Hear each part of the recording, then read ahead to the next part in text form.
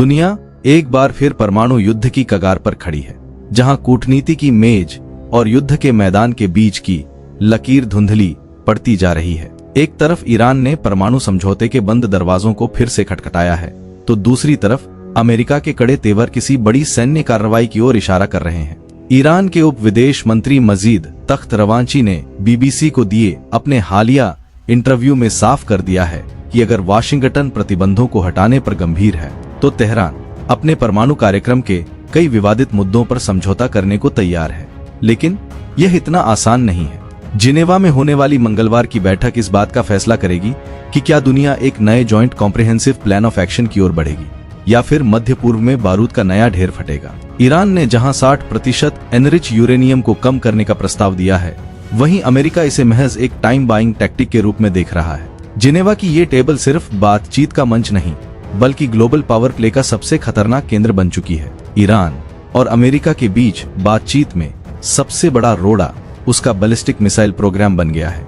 Iran ने स्पष्ट शब्दों में इसे अपनी रेड लाइन घोषित कर दिया है। तख्त रवांची के मुताबिक जब जून 2025 में इजराइल और अमेरिका ने ईरान की परमाणु साइटों पर हमला करने की कोशिश की थी, तब इन्हीं मिसाइलों ने उनकी रक्षा की थी। ईरान का तर्क बहुत सीधा है, वह अपनी रक्षात्मक क्षमताओं को किसी भी कीमत पर नहीं छोड़ेगा। तेहरान का कहना है कि परमाणु डील सिर्फ परमाणु कार्यक्रम तक सीमित होनी चाहिए, इसमें क्षेत्रीय प्रभाव या मिसाइल तकनीक को घसीटना उसे स्वीकार्य नहीं है। इजराइल और अमेरिका के लिए ईरान की मिसाइलें एक सीधा खतरा हैं, लेकिन ईरान के लिए यह उसके अस्तित्व की गारंटी है। यही वो स्ट्रेटेजिक डेडलॉक है जो जिनेवा वार्ता को नाकाम कर सकता है। ईरान ने साफ कर दिया है कि वह अपने हाथ बांधकर किसी समझौते पर दस्तखत नहीं करेगा। अमेरिकी राष्ट्रपति डोनाल्ड ट्रंप ने इस बार कूटनीति के साथ साथ गन पॉइंट का भी सहारा लिया है। ट्रंप ने चेतावनी दी है कि ईरान के पास समझौता करने के लिए केवल 10 से 15 दिनों का समय है। अमेरिकी विदेश मंत्री मार्को रूबियो और ट्रंप प्रशासन के अधिकारियों ने साफ कर दिया है कि अगर तेहरान ने सार्थक समझौता नहीं किया तो अमेरिका सैन्य विकल्पों पर विचार कर रहा है। वॉल स्ट्रीट जर्नल की रिपोर्ट्स के मुताबिक ट्रंप प्रशासन ईरान को मजबूर करने के लिए लिमिटेड स्ट्राइक्स की योजना बना रहा है। इस बीच अमेरिका ने क्षेत्र में अपनी सैन्य मौजूदगी को जबरदस्त तरीके से बढ़ाया है।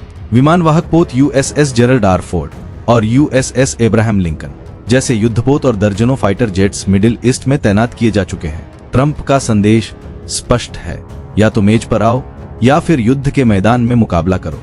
एक ओर परमाणु वार्ता चल रही है तो दूसरी ओर दक्षिण लेबनान में युद्ध विराम के चिथड़े उड़ रहे हैं। 27 नवंबर 2024 से लागू संघर्ष विराम के बावजूद इजराइल और लेबनान के बीच सैन्य गतिविधियां थमने का नाम नहीं ले रही हैं।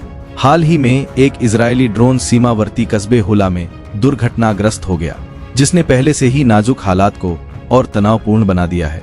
लेबनान की ओर से आरोप लगाया गया है कि इजरायली सैनिक ब्लू लाइन को पार कर 10 मीटर अंदर घुस आए और वहां जमीनी सर्वे किया। यह न केवल लेबनान की संप्रभुता का उल्लंघन है, बल्कि यूएनएससी रेजोल्यूशन 1701 का भी सीधा अपमान है।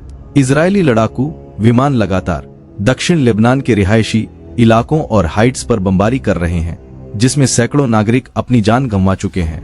यह हिंसा उस वक्त हो रही है जब पूरी दुनिया परमाणु समझौते के जरिए शांति की उम्मीद लगाए बैठी है। जब पश्चिम परमाणु और युद्ध की बातों में उलझा है, तब चीन ने एशिया से एक बहुत बड़ी कूटनीतिक खबर दी है। बीजिंग ने ऐलान किया है कि वह ब्रिटेन और कनाडा के नागरिकों को वीजा फ्री एंट्री देगा। 17 फरवरी 2026 से लागू होने वाली यह नीति इन दोनों देशों के पासपोर्ट धारकों को 30 दिनों तक बिना किसी वीजा के चीन में रहने, घूमने और बिजनेस करने की अनुमति देगी। यह कदम खासकर अमेरिका के लिए एक बड़ा झटका माना जा रहा है।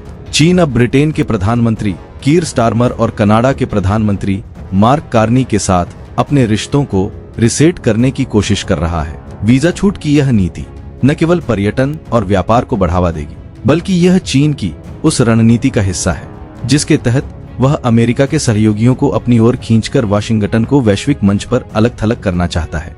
आज का विश्व एक ऐसे दौराहे पर खड़ा है जहां एक तरफ कूटनीतिक समझौतों की उम्मीद है और दूसरी तरफ तबाही का मंजर। ईरान का परमाणु समझौता केवल 2 देशों की बात नहीं है, बल्कि यह तय करेगा कि मध्य पूर्व में स्थिरता आएगी या फिर एक नया और भीषण क्षेत्रीय युद्ध शुरू होगा।